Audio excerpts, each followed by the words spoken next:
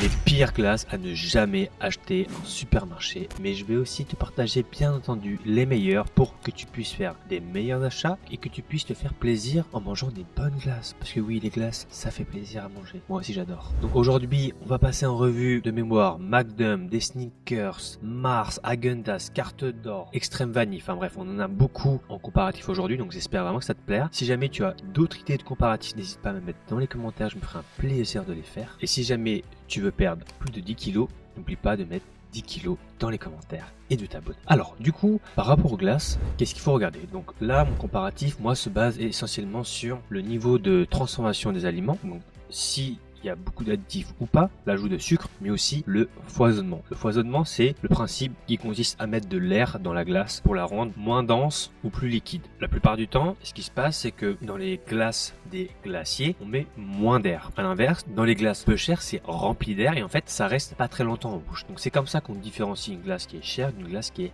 pas cher. Donc par exemple là on a la première glace, la Magnum classique. Alors je sais que là je vais en décevoir beaucoup d'entre vous, mais la Magnum c'est 7 additifs et beaucoup de sucre. Donc ça en fait un produit ultra transformé. Ensuite, la deuxième glace, ça va être les Snickers Ice Cream. Ice Cream qui veut dire glace en français, parce que oui, on apprend de l'anglais ensemble, c'est très important. Sur celle-ci, on a moins d'air, donc on a seulement 30 ml de différent, donc ce qui fait un produit plutôt dense et qui va tenir en bouche. On a 5 additifs et beaucoup de sucre, bien évidemment. Ensuite, on va voir son homologue, le Mars Ice Cream, qui lui a à peu près en premier ingrédient du sucre, donc tu sais clairement que ça va être un produit sucré. 5 additifs, donc ça reste un produit très transformé, donc c'est pas cela que je vais conseiller. Ensuite, on arrive à la Carte d'Or. Carte d'Or, donc là, Carte d'Or vanille, donc vanilla, c'est en gros le goût de préférence. Voilà, une expression anglaise, c'est être vanilla qui veut dire tout simplement être quelqu'un de classique. Sur cette glace là, donc on va avoir 900 ml et 472 grammes de produit. Donc là, cette différence, c'est le foisonnement. Ça veut dire qu'on a rajouté autant d'air entre 470 et 900. Ça en fait un produit nettement moins cher parce que forcément l'air, ça coûte pas cher. Donc c'est pour ça que celui-ci, le prix est nettement différent et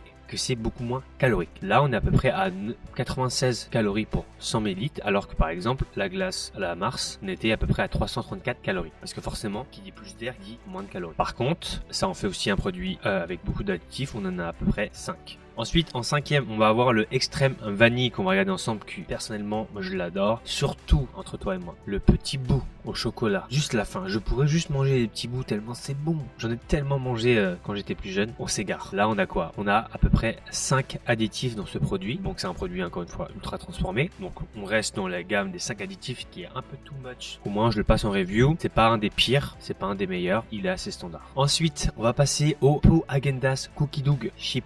Donc là, qui est parmi les plus vendus des pots Häagen-Dazs. Donc là, on peut voir que comparé à la Carte d'Or, on a à peu près 400 ml de produit avec 400 grammes. Donc ce qui fait peu d'air comparé à la Carte d'Or. Et donc ça en fait un produit beaucoup plus dense. Et donc c'est pour ça qu'il est plus calorique et qu'il est plus cher forcément. Par contre, en termes d'additifs, il y a seulement un seul additif, c'est la lécithine de soja qui permet de bien mélanger le produit. En numéro 7, je crois, on va avoir la Ben & Jerry's, la Cookie Dough. Donc j'ai essayé de prendre à peu près similaire. Et là, on peut voir que comme la Häagen-Dazs, on a un produit qui est plutôt dense avec pas trop d'air. Par contre, là, on a plus d'additifs. Donc si je regarde, on a des stabilisants comme la gomme guar, le carrageenan. Donc ça en fait 2. Et on va avoir la lécithine de soja, donc 3. Donc là, maintenant, quand je regarde, j'en compte 3 comparé à 1. Donc ça reste mieux que les 5, mais la Häagen-Dazs pour l'instant l'emporte largement. Et ensuite, on va finir par la meilleure. Là, c'est la Häagen-Dazs vanille, où là, clairement, on a un produit qui est très dense, on n'a pas d'additifs, très peu d'ingrédients, et ça c'est tout ce qu'on recherche quand on veut un produit de qualité et plutôt sain, c'est d'avoir le minimum de produits annexes. Et clairement la Häagen-Dazs vanille, il y a crème fraîche, lait concentré, sucre, eau, jaune d'œuf, extrait de vanille, 5 ingrédients. Donc là, pour moi, c'est un produit qui est plutôt bon, encore une fois, c'est un produit calorique, mais voilà.